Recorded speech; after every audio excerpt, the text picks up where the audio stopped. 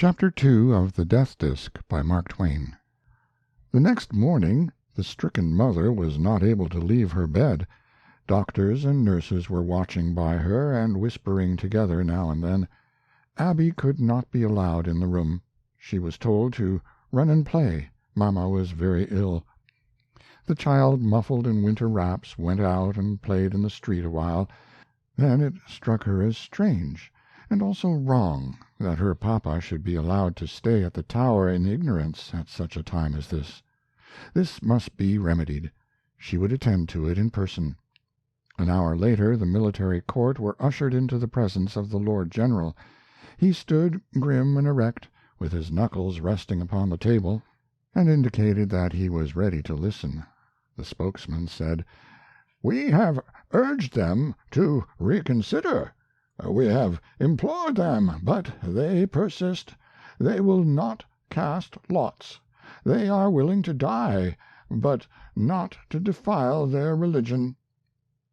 The Protector's face darkened, but he said nothing. He remained a time in thought. Then he said: "They shall not all die. The lots shall be cast for them." Gratitude shone in the faces of the court. "Send for them. Place them in that room there.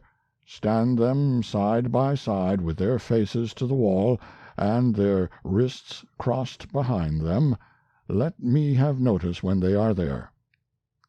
When he was alone he sat down, and presently gave this order to an attendant: "Go, bring me the first little child that passes by."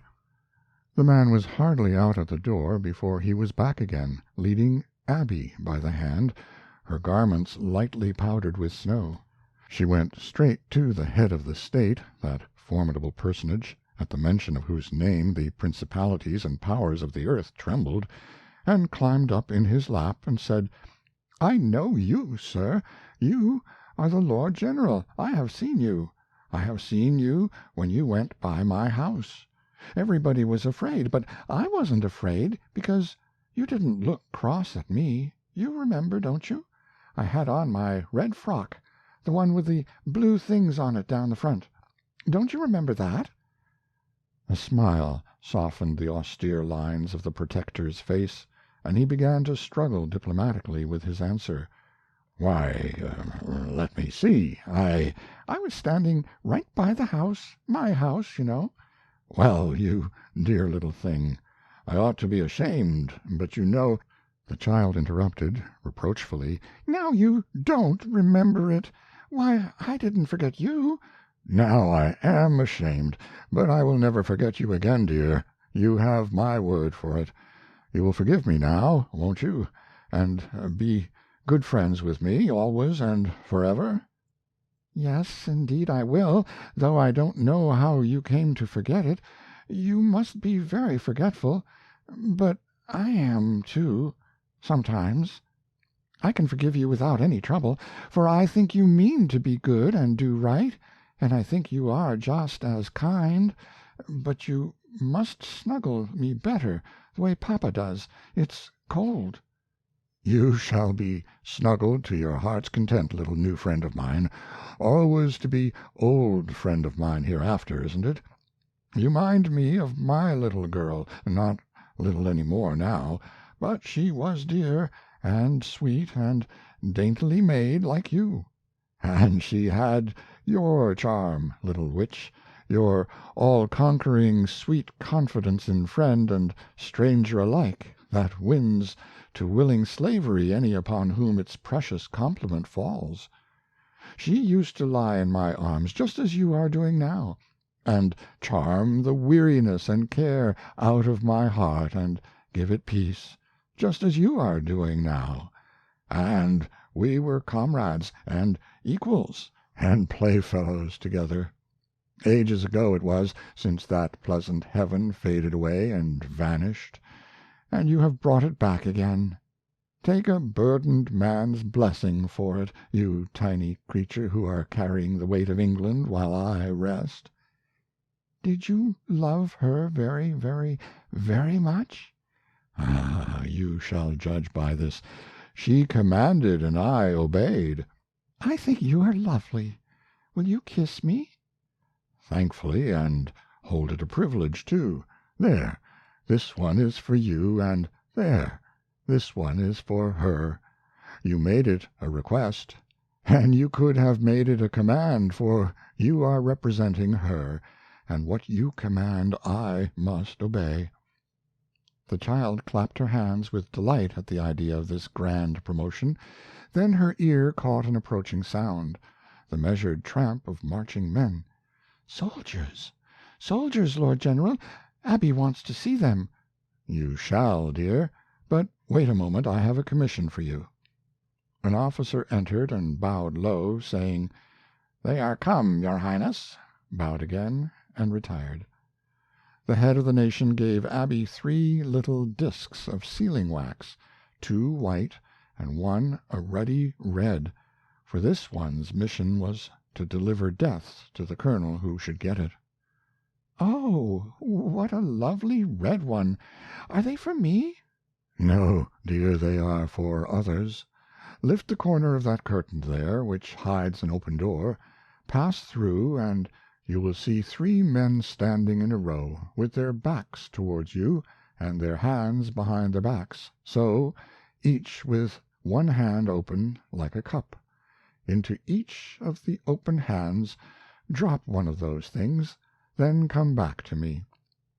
Abby disappeared behind the curtain, and the protector was alone. He said reverently, "Of a surety that good thought came to me in my perplexity from Him who is an ever-present help to them that are in doubt and seek His aid. He knoweth where the choice should fall, and hath sent His sinless messenger to do His will. Another would err, but He cannot err. Wonderful are His ways, and wise. Blessed be His holy name." The small fairy dropped the curtain behind her and stood for a moment conning with alert curiosity the appointments of the chamber of doom, and the rigid figures of the soldiery and the prisoners. Then her face lighted merrily, and she said to herself, "Why, one of them is papa! I know his back. He shall have the prettiest one." She tripped gaily forward and dropped the discs into the open hands, then peeped around under her father's arm and lifted her laughing face and cried out, "Papa, papa, look what you've got! I gave it you." He glanced at the fatal gift, then sunk to his knees and gathered his innocent little executioner to his breast in an agony of love and pity. Soldiers, officers, released prisoners, all stood paralyzed for a moment at the vastness of this tragedy. Then the pitiful scene smote their hearts, their eyes filled, and they wept unashamed. There was deep and reverent silence during some minutes. Then the officer of the guard moved reluctantly forward and touched his prisoner on the shoulder, saying gently, "It grieves me, sir, but my duty commands." "Commands what?" said the child. "I must take him away. I am so sorry." "Take him away? Where?" "To God help me, to another part of the fortress." "Indeed you can't. My mamma is sick, and I am going to take him home." She released herself and climbed upon her father's back and put her arms around his neck. "Now Abby's ready, papa. Come along." "My poor child, I can't. I must go with them." The child jumped to the ground and looked about her, wondering. Then she ran and stood before the officer and stamped her small foot indignantly and cried out, "I told you my mamma is sick, and you might have listened. Let him go. You must." "Oh, poor child! Would God I could, but indeed I must take him away. Attention, guard! Fall in! Shoulder arms!" Abby was gone like a flash of light. In a moment she was back, dragging the Lord Protector by the hand. At this formidable apparition all present straightened up, the officers saluting, and the soldiers presenting arms. "Stop them, sir! My mamma is sick, and wants my papa, and I told them so, but they never even listened to me, and are taking him away." The Lord General stood as one dazed. "Your papa, child?" Is he your papa?" "Why, of course. He was always it. Would I give the pretty red one to any other, when I love him so? No." A shocked expression rose in the protector's face, and he said, "Ah, God help me! Through Satan's wiles I have done the cruelest thing that ever man did, and there is no help, no help. What can I do?"